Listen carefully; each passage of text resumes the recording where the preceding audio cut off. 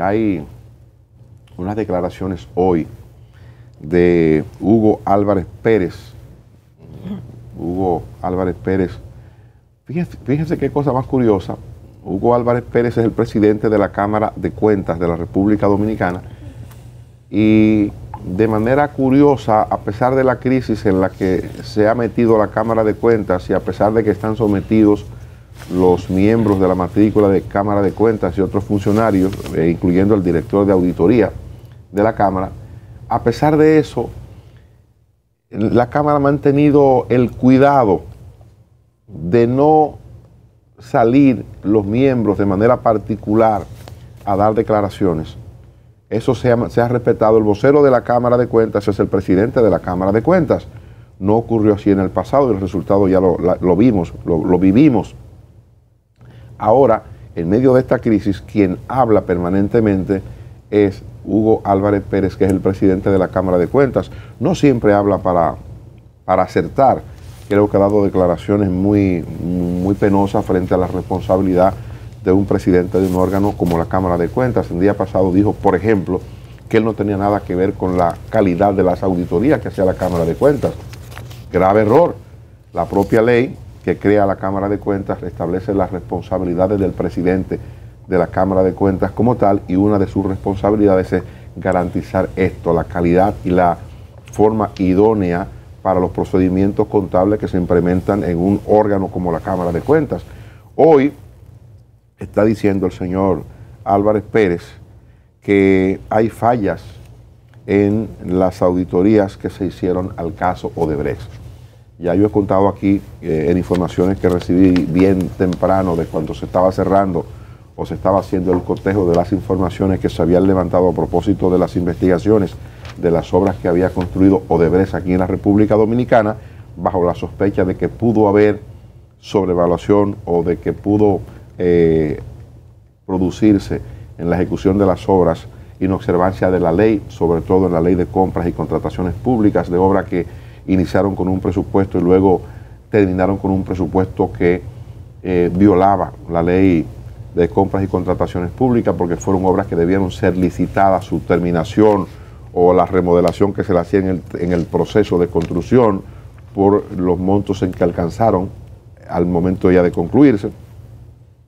Todo eso se verificó en el proceso de investigación y se estableció que hubo violaciones claras a la ley de compras y contrataciones públicas, que hubo procedimientos anormales en la construcción de algunos de esos proyectos, y resulta que en principio el presidente de la Cámara de Cuentas había firmado junto con otros 3, la Cámara de Cuentas tiene 5 miembros, había firmado junto con otros 3 validando, eso fue para marzo del año pasado, había firmado validando la información como bueno y válido. Sí. Después resulta que el 19 de diciembre, recientemente, diciembre pasado, este diciembre del año 2020, resulta que él se abstuvo entonces ya de firmar el mismo informe que se presentó nuevamente en el Pleno, entonces se abstuvo de firmarlo, y ahí coincidió con la magistrada Margarita Melenciano, que desde el principio había denunciado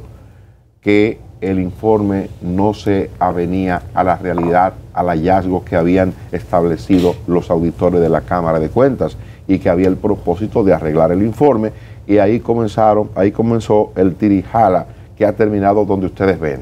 El tirijala ha terminado con que el Ministerio Público tiene bajo investigación a los miembros de la Cámara de Cuentas, no solo por el maquillaje que supuestamente se daba a auditorías, no solo por la inconsistencia que hay ahora frente a la responsabilidad de la Cámara con la calidad de las auditorías, sino porque dice el Ministerio Público que en la Cámara de Cuentas se estaba produciendo un ilícito penal que se llama obstrucción de justicia, y que la Cámara no estaba suministrando informaciones que el Ministerio Público requería en base a investigaciones en curso que tenía el Ministerio Público, la Procuraduría General de la República, y eso le hacía sospechosos a los miembros de la Cámara de que estaban escondiendo esas informaciones por algún motivo.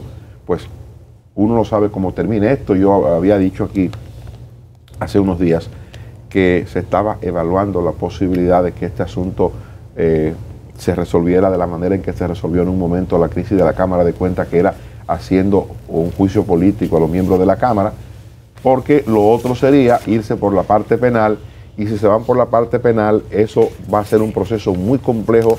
Nunca antes se había visto una cosa como esta, que a los miembros de la Cámara de Cuentas le estén investigando para tratar de establecerle violación penal. Esto pudiera tomarse un buen tiempo, la discusión de esto, para poder establecer, por ejemplo, que ellos maquillaron o que ellos arreglaron algunas auditorías que previamente arrojaban ilícitos penales y luego las auditorías fueron arregladas. Para establecer eso es un procedimiento complejo, porque una decisión de la Cámara de Cuentas con respecto a cualquier auditoría que hizo y que la validó en su momento casi equivale a un dictamen de sentencia de un tribunal de primera instancia. Eso tendría que recurrirse al Tribunal Superior Administrativo según la propia ley de Cámara de Cuentas, y para los fines del gobierno, para los fines del Ejecutivo, se le haría mucho más complejo agotar este camino que irse por lo otro. Mire, por lo del juicio político.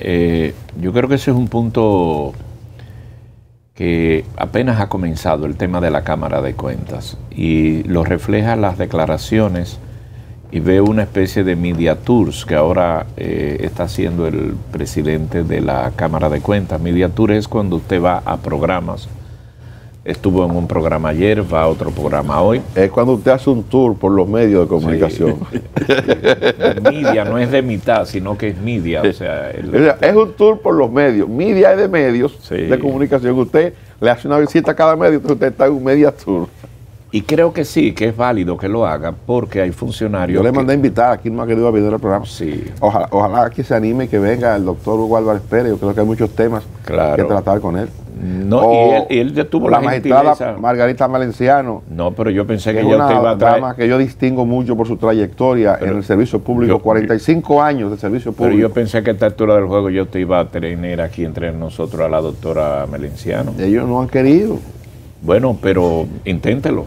Lo voy a seguir. Mire que el magistrado, el doctor Álvarez Pérez, tuvo a bien llamarme en una ocasión para hacer una precisión, pero bien. Yo le mandé un mensaje con un amigo común de La Vega, con el que él despacha frecuentemente. Le dije, dígale al doctor que sería un honor para nosotros que él nos acompañe en el programa, porque en lo particular nosotros como programa tenemos muchas preguntas que hacer que a lo mejor arrojan luz a este embrollo. Sí, pero ahí voy. Usted ha señalado este aspecto. Mire, el doctor Álvarez Pérez debe entender que él tiene un caso más determinante que los demás en su condición de presidente. Y los que hemos sido presidentes de algún organismo, se nos pega lo bueno y lo malo. Penosamente, ese cargo de presidente arrastra todo, inclusive las falencias, las debilidades y las incongruencias de algunos, y usted paga esa culpa porque para una buena cantidad de personas lo que entienden es que eso lo mandó usted, o que usted fue permisivo, que usted lo aceptó, etcétera. Y muchas veces un presidente en un organismo como este no necesariamente puede controlarlo todo, ni es el, como él bien dice, no es el que hace la auditoría. Sin embargo, llega un momento donde eso usted tiene que asumirlo.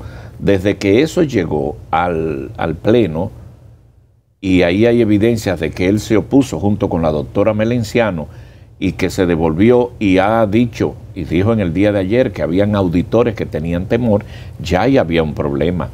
Ahora, la debilidad ahora que presenta el doctor Álvarez Pérez, que no es ahora que hay que presentar esto, eso debió haber sido en su momento y debió haber tenido sus consecuencias en ese momento, que fue cuando se presentó la auditoría, porque esto de Odebrecht viene 3 o 4 años moviéndose, 2 o 3 años, 1 año. Entonces ahora es complicado porque ahora hay una acción del Ministerio Público que tendría sus consecuencias, de manera pues que ahora no es lo mismo usted, como en calidad de presidente, haber aclarado esto, que frente al Ministerio Público. Yo pienso, como dice el doctor Hugo Álvarez, que está de que no hubo acciones, que no cometió ningún hecho mal. Entonces, eso nada más se puede probar cuando se concluya la investigación que tiene bastante avanzado el Ministerio Público. Esto es algo más que dará que hablar Odebrecht. Pero al final, esto a quien único afecta es a la Cámara de Cuentas, sus integrantes y a esa gestión, que dicho sea de paso, ya comenzó la evaluación que debe concluir este mes con la elección de los nuevos miembros de la Cámara de Cuentas. Y cuando eso ocurra, este caso pasa a un escenario diferente, porque ya no estarán en la Cámara los miembros, si es, hay algunos que han postulado para ser miembros del organismo, y creo que el tema Cámara de Cuentas no va a pasar por ahora, todo lo contrario, eso va a tener sus consecuencias por lo que uno ve, oye y lo que se está detallando aquí. No, es claro. Y es una pena, porque se tratan de ciudadanos que fueron allí para hacer su trabajo, pero miren, si hay una cosa que el presidente Luis Abinader ha sido coherente, antes de llegar a juramentarse y después de juramentado, es decir que la Cámara de Cuentas no hizo absolutamente nada y que deben irse. O sea, ha sido frontal por alguna razón, y el Ministerio Público está en eso. Y ahora hay contradicción entre los miembros de la Cámara. Entonces, eso no termina por ahora y tendrá unas consecuencias no antes vistas. Es lo que presumo. Por eso la pertinencia de que el doctor Álvarez ha salido a dar unas explicaciones. Y ustedes verán, van a salir los otros miembros. Cuando en un organismo colegiado, cada uno comienza a dar su versión, eso hace añicos esa organización. Así es. Yo tengo informaciones de que parte de las cosas que ellos han dicho en los interrogatorios a que han sido sometidos por la dirección del PETCA son contradictorios.